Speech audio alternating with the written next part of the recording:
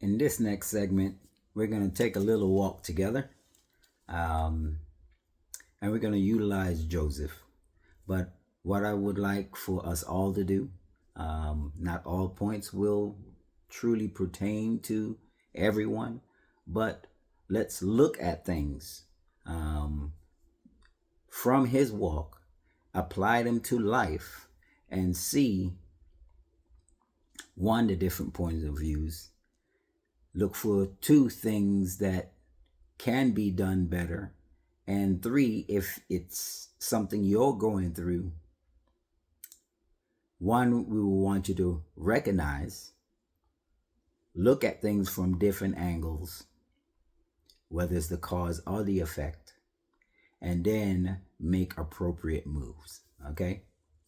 So, starting off again, utilizing Joseph, being born, uh, looked at as the favorite child. How many people is in a predicament where they feel someone is the favorite? Notice I took off child because it don't just always fall into that bracket.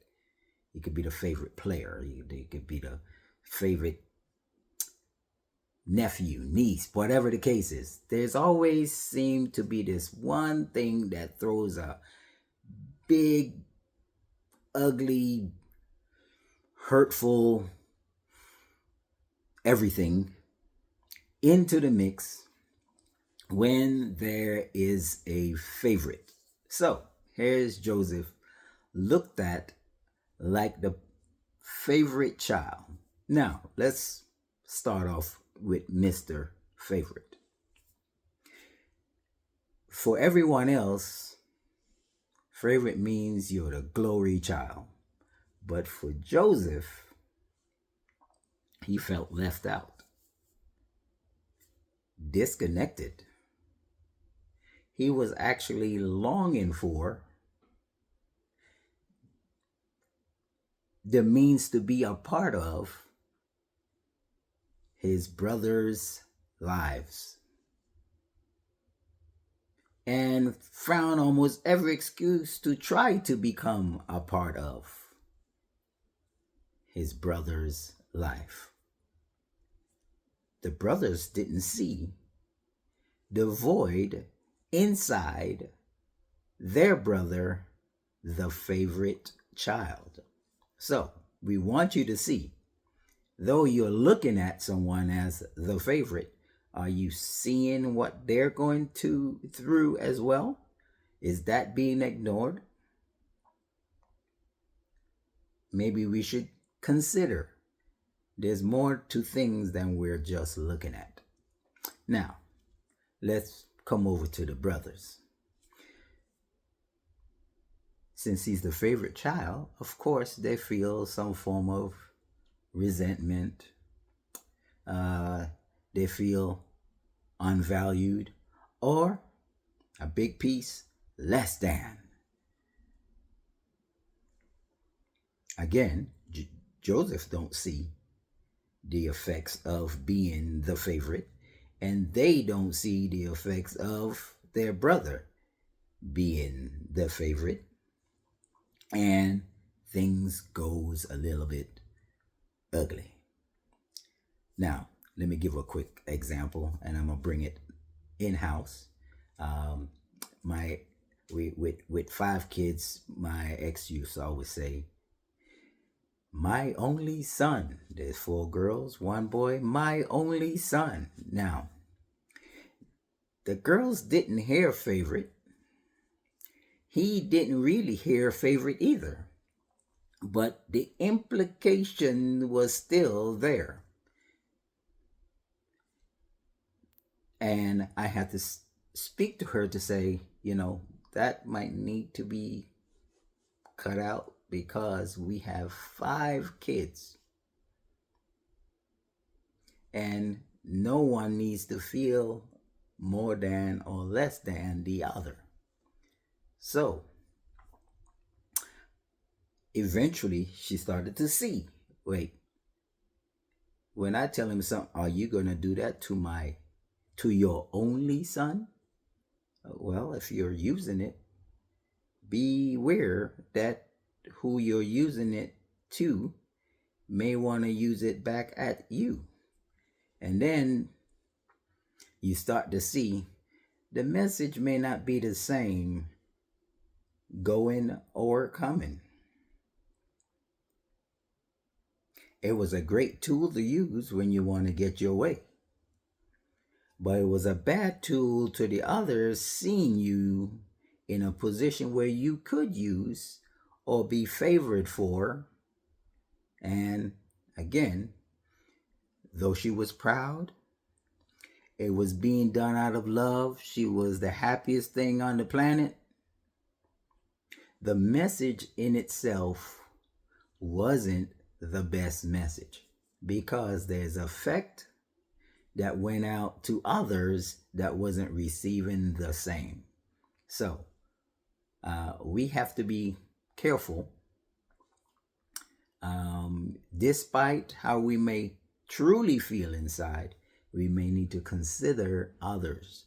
So I'm bringing this to you because what are you doing that might be looked at, considered, or implying that you have a favorite?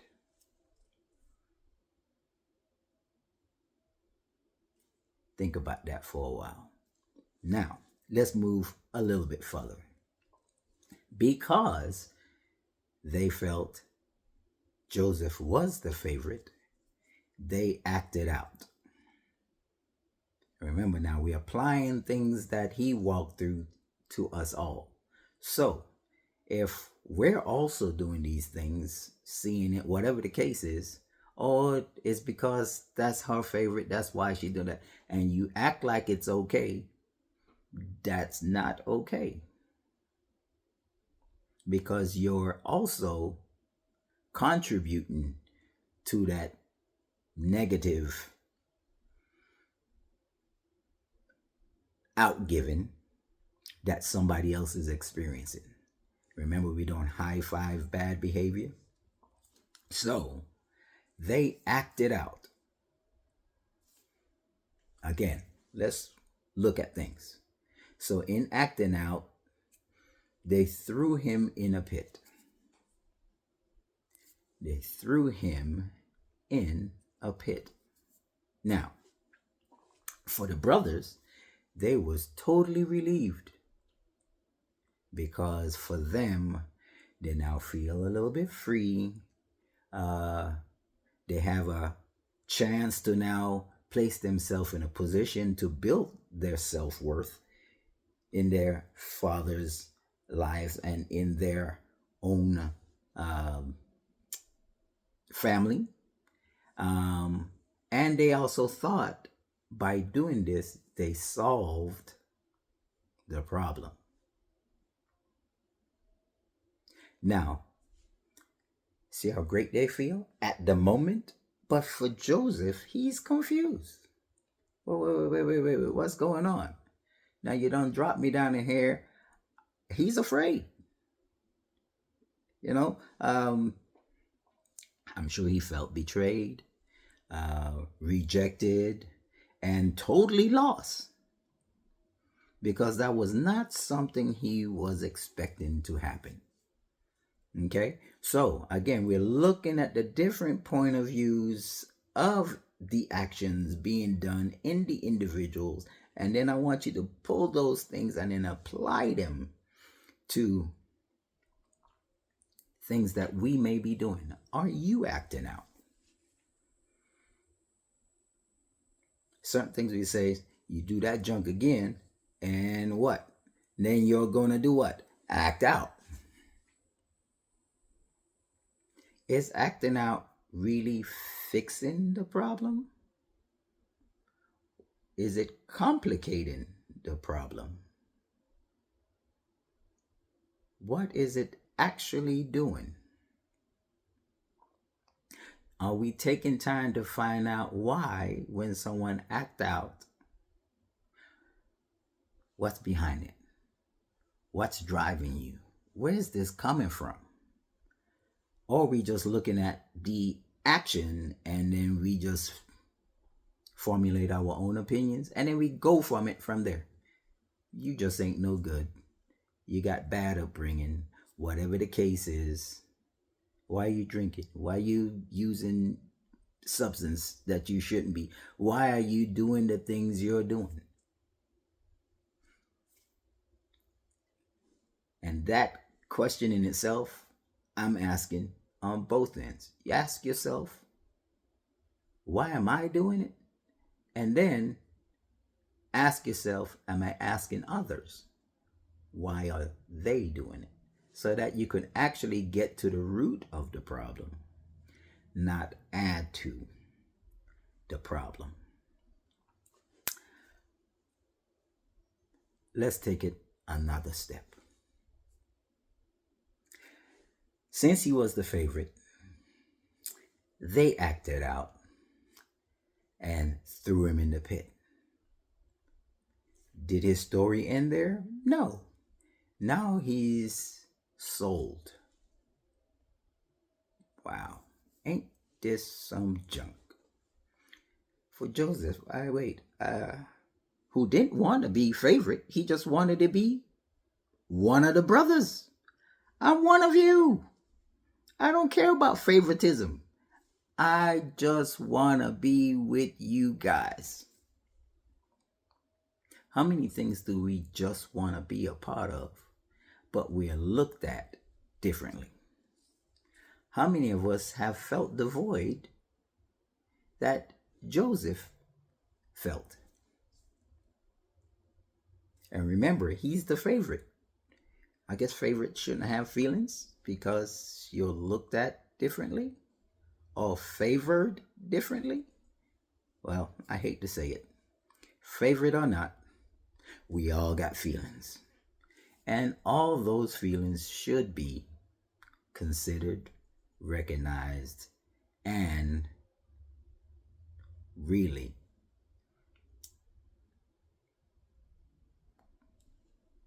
placed into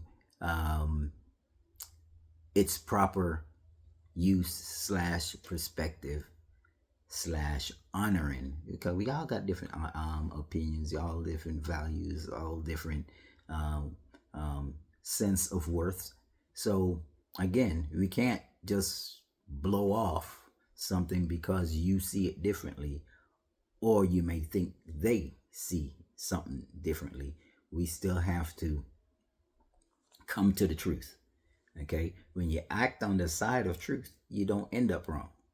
When you act like your opinion became fact or the one and only way, now you've created an issue that you may not be aware of, but everybody else is going, what's wrong with you? So here's Joseph being sold. How do you think Joseph felt then to find himself not only thrown out the family into a pit, but now being carried off by some stranger to God knows what and or where? Again, if you break things down, I know, again, he's scared. He feels betrayed. He's still feeling lost. He is hurt. How would you feel? Would you feel hurt? That had to be devastating. But now, after the brothers did this wonderful deed that they felt was freedom, that they felt was a solution, now they wasn't sure. Oh shoot, the confidence in their action changed. Because now they got to hide and lie and cover the truth. If it was such a great thing, why they couldn't just tell their father and mother, we got rid of him? High five. No? Oh, that won't work, huh? So instead, They had to create and cover up their actions. Where's the beauty now in that? See, remember I talked about the, the time to feel the fear and be afraid isn't after you've done what you've done, because it's too late then. You don't even know where he went or what's going to happen to him to even tell their parents, okay, we sold him, but now what?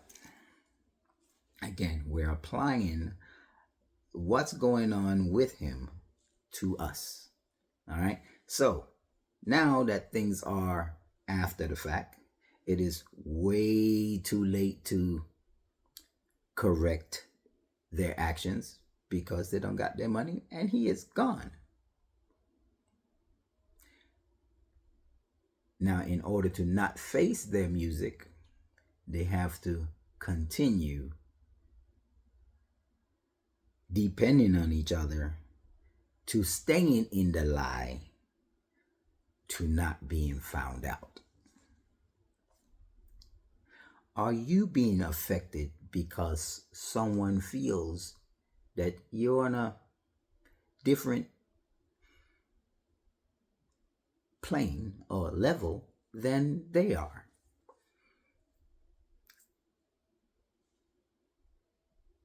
Think about it. Are you? Are you affecting someone else? Maybe, again, we're going to kind of twist things. If you're the favored one, are you affecting others because you think you could put your chest up because I'm the top quarterback or point guard or whatever it is? You think you're all that and a bag of chips with Kool-Aid and your own flavored ice cream with your name on it. Cut that junk out. Because if you look at anything, especially sports, what are you really doing all by yourself? You're the number one quarterback. When you throw the ball, do you catch it?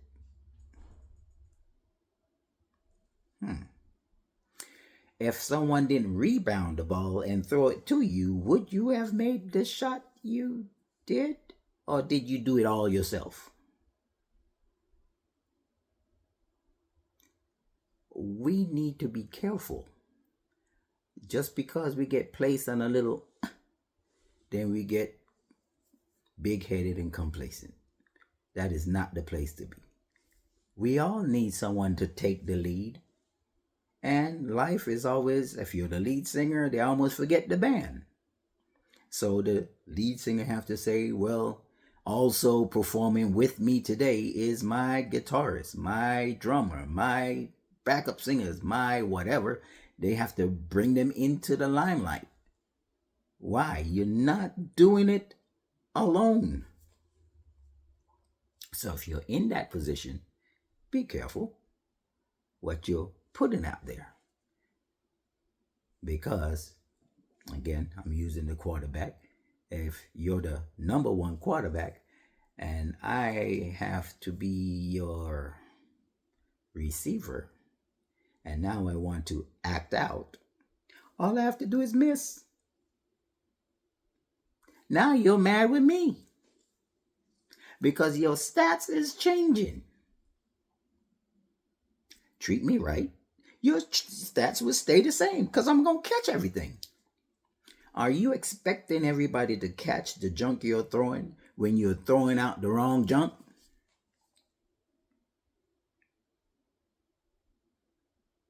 If you're going to be big-headed, be careful because they're going to catch on and they're going to act out.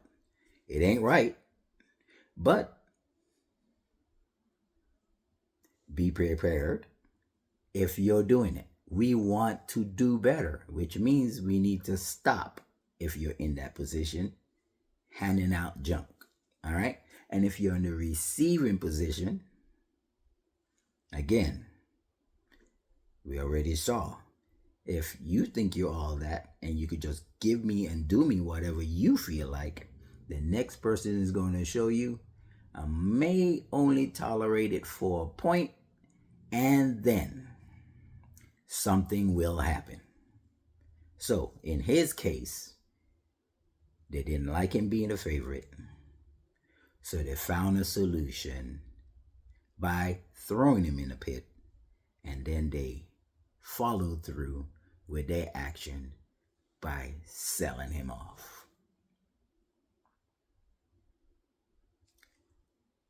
I'm going to cut and do a part 2, but in these 3 points, I'm going to do at least 2 more. In these 3 points, please take the time, look at the different aspects of what's being highlighted. See, are you in that bracket? Are you watching others in that bracket? Are you high-fiving people doing things like this? Or are you actually trying to make a difference by helping people correct the mess that is being done? All right? So, please, if you're liking what's going on and you want to hear more,